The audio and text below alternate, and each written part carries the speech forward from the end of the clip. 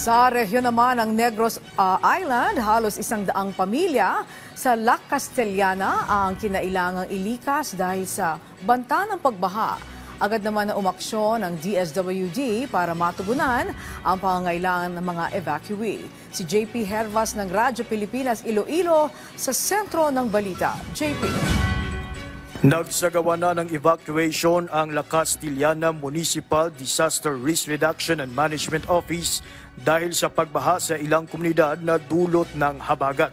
Sa tala ng La Castellana MGRMO, 79 na pamilya o higit 300 katao mula sa 3 barangay ng bayan ang pansamantalang nanunuluyan sa mga natukoy na evacuation center.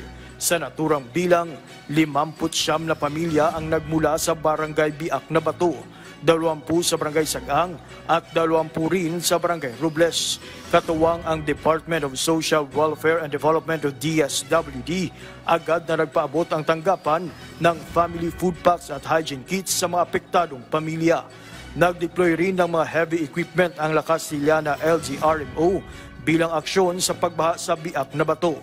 Samantala, sa panayam ng Radyo Pilipinas, ipinaabot ni La Castellana LGRMM Officer John B.F. Diasis ang kanilang parawagan sa iba pang ahensya ng pamalaan na tulungan sila sa pag-alis sa mga putik at bato na inanod mula sa Bulkang Kanlaon. Ito ay upang hindi napasukin pa ng baha ang mga bahay ng mga residente roon. Mula sa Iloilo, para sa Integrated State Media, JP Hervas ng Radyo Pilipinas, Radyo Publiko. Maraming salamat sa iyo, JP Hervas.